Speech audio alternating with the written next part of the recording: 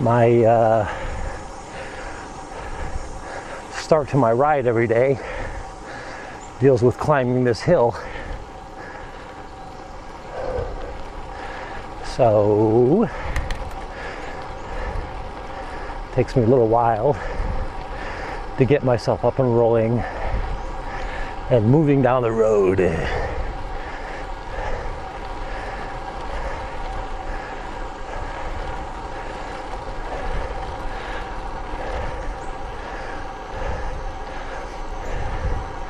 Very often I don't even use this portion of my video.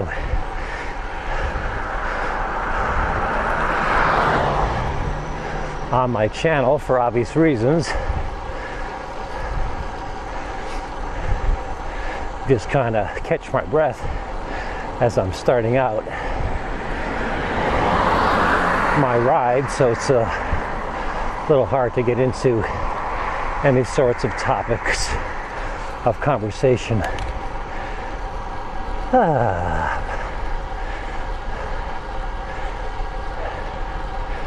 But here we go. This is nice. Beautiful morning, August 24th, 2016.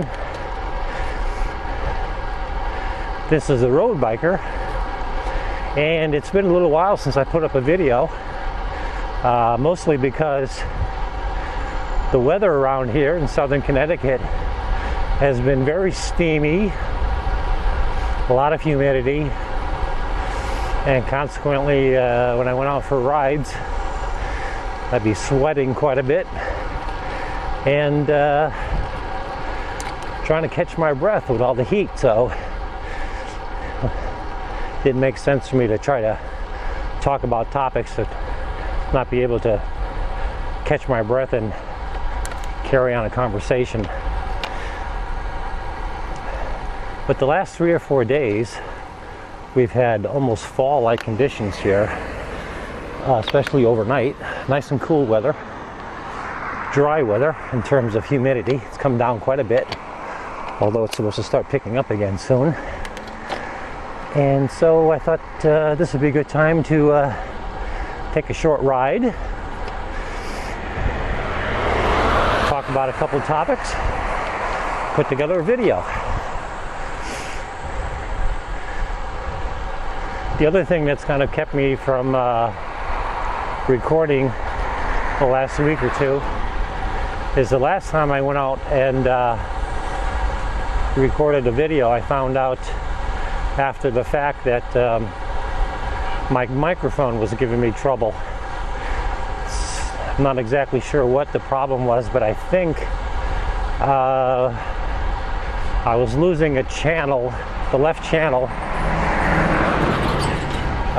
when recording, and very often I would get what sounded like static on an old AM radio coming off the left channel. So my guess is that I had a bad connection and a wire through the left channel of the microphone. Anyway, I replaced the microphone. I got a new one. This is my first time out with the new microphone.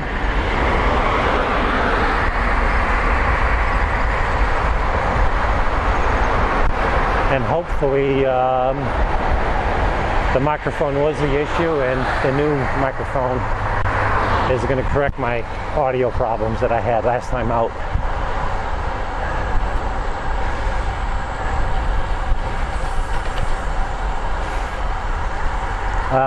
Since my last video, I think that video I talked about putting a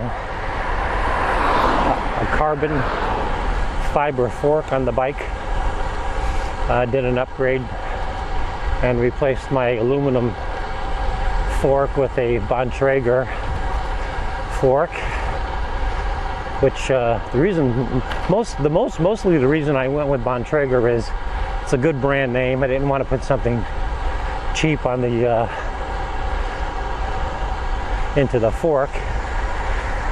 Too critical of an item to go with some sort of cheap knockoff carbon fiber fork. Anyway, I think I did one video, maybe two, regarding my assessment of that upgrade. And essentially, I think it was well worth the money. I feel the bike is a little bit lighter, which was one of the reasons I made the change, and it adds a little more comfort with dealing with bumps and things of that nature. But I think the carbon fiber forks derive most of their comfort from cutting down on road vibrations rather than dampening bumps that you generally run into on the road. I don't think there's anything you can do with any kind of fork that's going to mitigate running into some large bumps or kind of pothole type of situations where you really get a jarring ride on that basis.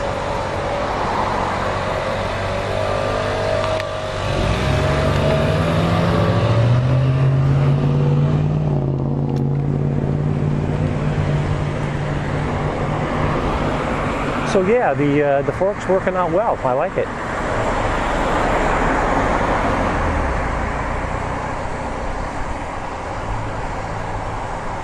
I think I also put together a couple of videos a little while back regarding wanting to buy a new bike and starting to search around for the kind of bike I'd like to one day own.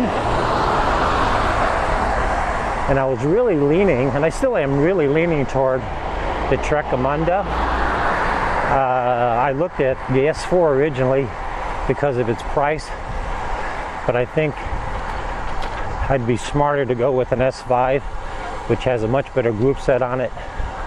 But in either case, both bikes are not as light as I thought I could expect to find with a carbon fiber bike. I'm going to take a right turn here. And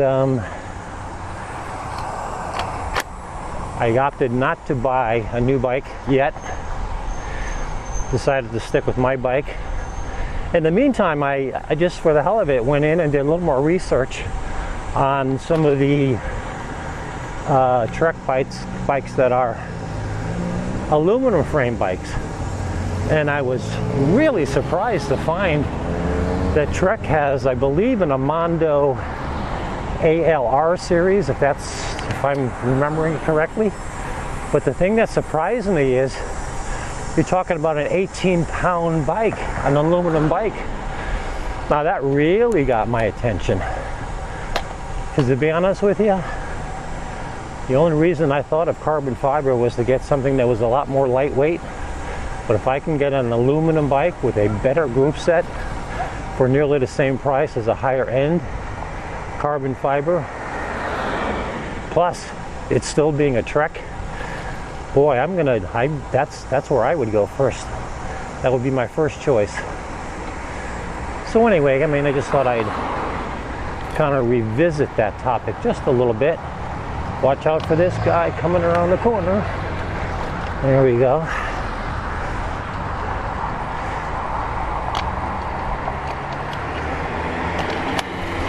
I'm sure everybody in every town in the country has some sort of intersection where you just gotta scratch your head and figure out why the hell don't they do something about that intersection. Well, here in Guilford, right in the center of Guilford, there is such an intersection, the one I just went through. It's a three-way stop, which means 3 out of the 4 directions that come into the intersection have a stop sign and one doesn't. And that one guy who doesn't, everybody else has to wait and figure out what that guy is going to do coming through the intersection who doesn't have a stop sign. Is he going to yield to you? Is he going to turn? What? And it's so goddamn annoying. I wish they would just put up one more stop sign and make everybody have to stop and take their turn going through the intersection. Anyway.